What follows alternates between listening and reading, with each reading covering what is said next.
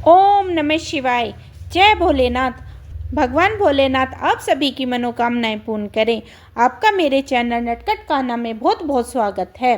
सोमवार व्रत भगवान शिव के कृपा पाने के लिए रखा जाता है। जो कोई भी विधि विधान से यह व्रत करता है उसके जीवन की सारी परेशानियां दूर हो जाती हैं। अविवाहितों के लिए यह व्रत सबसे खास माना जाता है। 16 सोमवार व्रत रखने से शादी के शुभ संयोग बनने लगते हैं। मनचाहे जीवन साथी की प्राप्ति होती है। इस व्रत के प्रभाव से व्यापार और नौकरी में तरक्की हासिल होती है। तो आइए रसपान करते हैं 16 सोमवार व्रत कथा का। एक समय की बात है, भगवान शिव माता पार्वती के साथ भ्रमण करते हुए मृत्युलोक अमरावती नगर में पहुंचे, जहां उस नगर के राजा ने भोलेनाथ का एक विशाल और खूबसूरत मंदिर बनवा रखा था। शिव जी और माता पार्वती उस मंदिर में रहने लगे। एक दिन माता पार्वती ने भगवान शिव से चौसर खेलने की इच्छा जताई। तब भगवान शिव माता पार्वती के साथ चौसर खेलने बैठ गए। जैसे ही खेल प्रारंभ हुआ वैसे ही उस मंदिर का पुजारी वहां आ गया। तब माता पार्वती ने पुजारी से यह सवाल किया कि यह बतलाइए कि इस बाजी में किसकी जीत होगी। तब ब्राह्मण ने कहा, इस खेल में महादेव जी की जीत होगी, परंतु ऐसा नहीं हुआ। जीत माता पार्वती की हुई। तब माता पार्वती ने ब्राह्मण की झूठी भविष्यवाणी करने की वजह से क्रोधित हो गई और उन्हें ब्राह्मण को कोढ़ी होने का शाप दे दिया। इसके बाद शिव और पार्वती कैलाश पर्वत लौट गए। माता पार्वती द्वारा दिए गए शाप की वजह से पुजारी कोढ़ी हो गया। उसकी ऐसी हालत देखकर नगर के स्त्री और पुरुष उससे दूर दूर रहने लगे।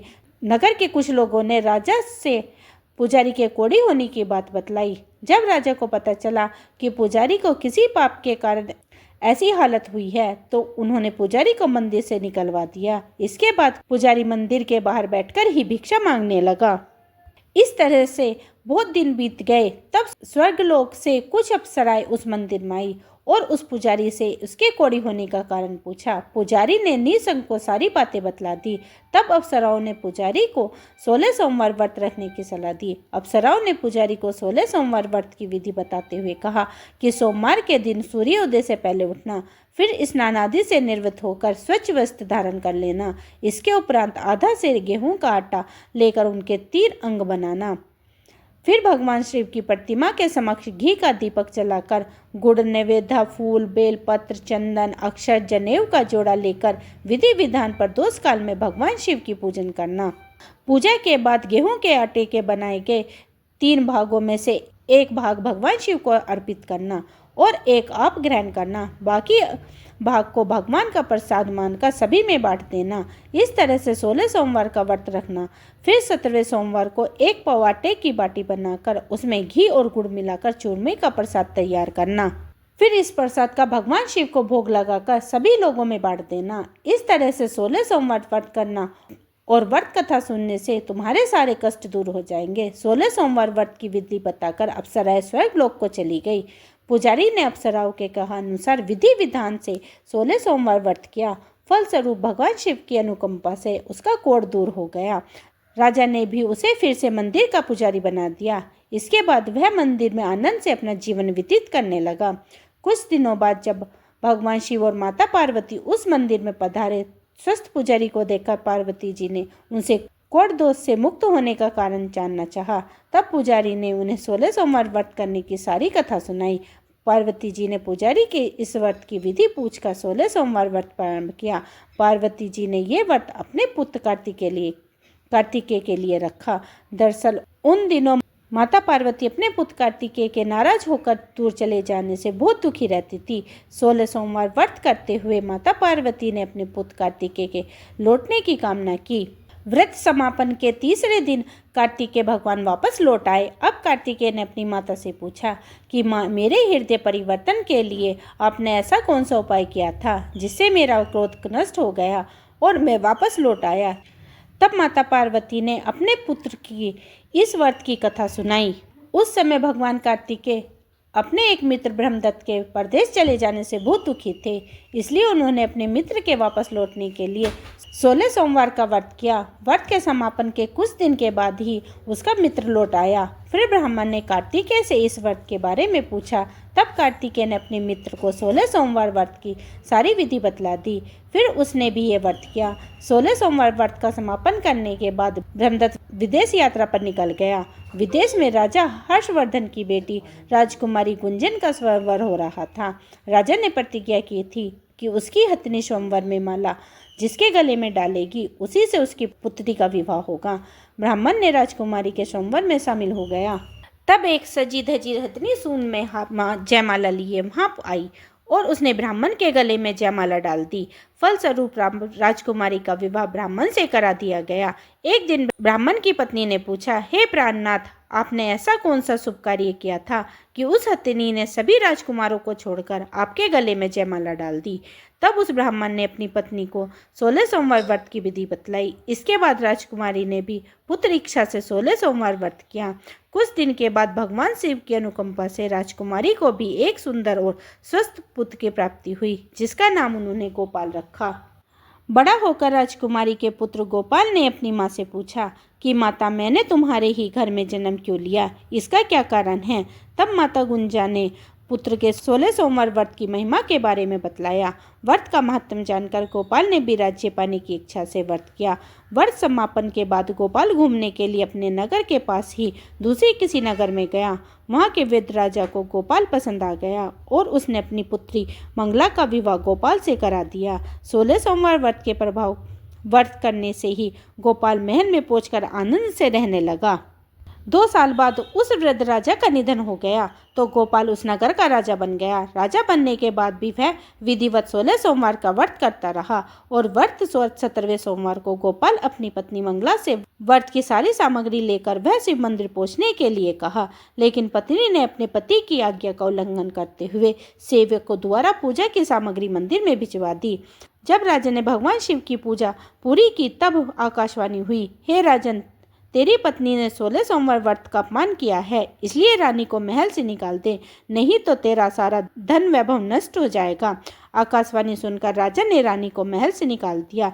इस तरह से रानी भूखी प्यासी उस नगर में भटकने लगी। फिर रानी को उस नगर में एक बुढ़िया मिली जो सूत काट कर बाजार में बेचने जा रही थी, लेकिन उसके सूत उठ नहीं रहा था। तब बुढ़िया ने रानी से कहा, बेटी, यदि तुम मेरा सूत उठाकर बाजार तक पहुंचा देगी तो मैं तुम्हें धन दूंगी। रानी ने बुढ़िया की बात को मानते हुए जैसे ही सूत की गठरी को हाथ लगाया तभी जोर से आंधी चली और गठरी खुल गई, जिससे सारा सूत आंधी में उड़ गया। तब बुढ़िया ने उसे फटकार कर भगा दिया। फिर रानी चलते चलते किसी नगर की एक तेली के घर पहुंची। तेली को रानी की हालत देखकर उस पर तरस आ गया, इसलिए उसने रानी को घर में रहने के लिए जगह दे दी। लेकिन तभी तेली के तेल के भरे मटके एक एक करके फूटने लगे। तब तेली ने रानी को मनहूस मानकर घर से भगा दिया। इस तरह से भूख प्यास से व्याकुल रानी वहां से चली थी। इसके बाद तब एक नदी का जल पीकर रानी ने अपनी प्यास शांत करनी चाहिए तो नदी का जल उसके छूते ही सूख गया। फिर रानी अपने भाग्य को कोसती हुई एक जंगल में पहुंची। जंगल में एक तालाब था, उसमें निर्मल जल भरा हुआ था। निर्मल जल देखकर रानी की प्यास और तेज हो गई। रानी तालाब में जल पीने के लिए जैसे ही तालाब की सीढ़ी उतरी वैसे ही उस जल में असंख्य कीड़े उत्पन्न हो गए। रानी ने अंत में दुखी होकर उस गंदे जल को पीकर ही अपनी प्यास शांत की। इसके बाद जब रानी ने एक पेड़ की छाया में बैठकर कुछ देर आराम करना चाहा तो वह पेड़ सूख गया। रानी जैसे ही दूसरे पेड़ के नीचे जाकर बैठी वह भी सूख गया।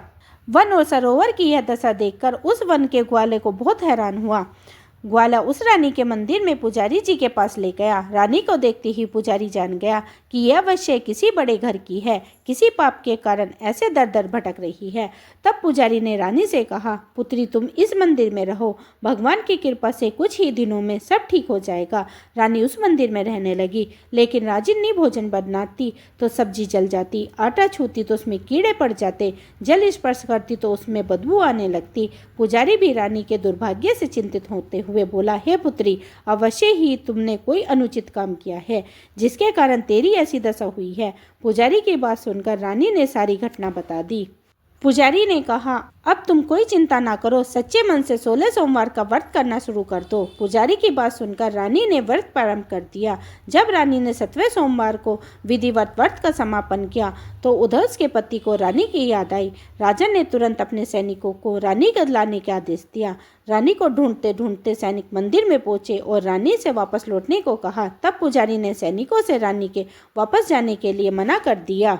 इसके बाद राजा सोम उस मंदिर के पुजारी के पास पहुंचे और रानी को महल से निकाल देने का कारण पुजारी जी से क्षमा मांगी। तब पुजारी ने कहा, यह सब भगवान शिव के प्रकोप के कारण हुआ है। तब पुजारी ने रानी को वापस भेज दिया। रानी महल में गई। रानी के स्वागत में पूरा नगर को सजाया गया और राजा ने ब्राह्मणों को अन्न, वस्त्र और धन का दान दिया। इस तरह से रानी 16 सोमवार का व्रत करते हुए अपने पति के साथ महल में आनंद पूर्वक रहने लगी। भगवान शिव की कृपा से उसका जीवन खुशियों से भर गया। कहते हैं, जो कोई भी 16 सोमवार का व्रत की कथा सुनता है उसकी सभी मनोकामनाएं पूर्ण होती हैं। 16 सोमवार व्रत की कथा यहीं संपूर्ण हुई। अब सुनिए आप भगवान शिव की आरती। ओम जय शिवी ओमकारा, प्रभु हरि शिवी ओमकारा, ब्रह्मा विष्णु सदा शिव अर्धांगिनी धारा। ओम जय शिवी ओमकारा, एकानंद चतुरानंद पंचानंद राजे, भोले पंचानंद राजे, हंसासन गरुणासन वृषवाहन साजे। ओम जय शिव ओमकारा, दो भुज चार चतुर्भुज, 10 भुज से सोहे, भोले 10 भुज से सोहे, तीनों रूप निरखता त्रिभुवन जन मोहे। ओम जय शिवी ओमकारा, अक्षमाला बनमाला मुंडे माला धारी, भोले रुंडे माला धारी, चंदन मृद में सोहे, भोले शुभकारी। ओम जय शिवी ओमकारा, श्वेतांबर पीतांबर बागंबर अंगे, भोले बागंबर अंगे, सनकादिक ब्रह्म तित भूतादित संगे। ओम जय शिवी ओमकारा, करके मध्य कमंडल चक्र त्रिशूल धरता, भोले चक्र त्रिशूल धरता, जग करता जग हरता, जग पालन करता। ओम जय शिवी ओमकारा, ब्रह्मा विष्णु शिव जानते अविवेका, भोले जानते अविवेका, प्राण अवक्षर के माध्य ये तीनों एका। ओम जय शिवी ओमकारा, काशी में विश्वनाथ विराजत, नंदी ब्रह्मचारी, भोले नंदी ब्रह्मचारी, नित्य उठे भोग लगावत, महिमा अति भारी।